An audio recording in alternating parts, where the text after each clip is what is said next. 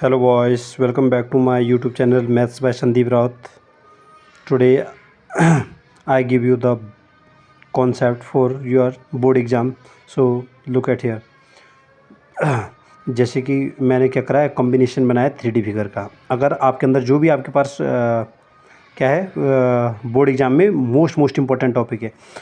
अगर क्या होता है 3D फिगर में, एक 3D फिगर के अंदर दूसरा 3D फिगर रख दिया जाए, जैसे कि सिलेंडर का अंदर अगर क्या कोन रख दिया जाए, तो इन दोनों का रेशियो जो होता है सिलेंडर का वॉल्यूम क्या होता है πr²h, और इसका क्या होता है 1/3πr²। तो इन दोनों का जो वॉल्यूम का रेशियो होगा वो 3:1 होता है, हमेशा कांस्टेंट, हमेशा याद रखना है। कितना होता है 3:1, क्योंकि इसका कितना होता है, इसका मतलब कि जो वॉल्यूम ऑफ सिलेंडर वो 3 टाइम किसका होता है, वॉल्यूम ऑफ कोन का। ठीक है, अगर सिलेंडर के अंदर एक क्या स्पेयर, थोड़ा गलत बना हुआ है फिगर लेकिन कोई दिक्कत नहीं, एक स्पेयर रखा हुआ है, तो अगर इन दोनों का हम क्या करें, इनका वॉल्यूम का क्या करें हम रेशियो निकालें, तो πr²h। इसका जो मैंने हमेशा कहा है, जो स्पेयर का जो हाइट होती है वो क्या होता है डायमीटर के बराबर होता है। डायमीटर मतलब 2 रेडियस।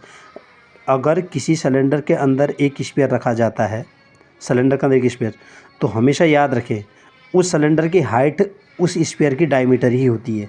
मोस्ट अमेजिंग फैक्ट, मैं सच बता रहा हूँ, ऐसे फैक्ट आपको कोई नहीं बताएगा।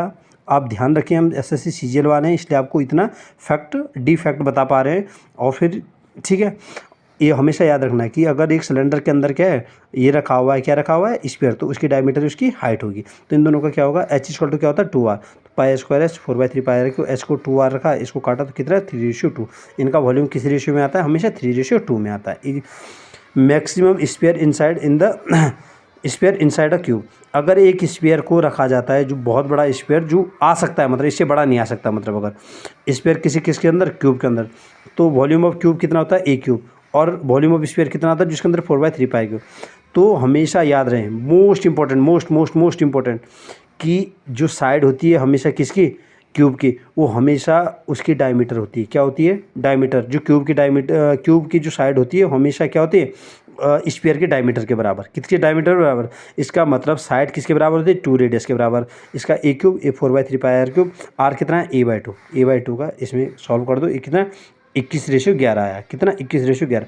पर मोस्ट इंपॉर्टेंट चीज़ जो आपको ध्यान रखनी है वो ये रखनी है कि जो स्पेयर अगर क्यूब के अंदर है, आपके पास बहुत सारे क्वेश्चन ऐसे हैं, उसकी जो अगर अंदर डायमीटर दे दे, तो उसकी डायमीटर जो स्फीयर की डायमीटर है वही क्यूब की साइड होगी।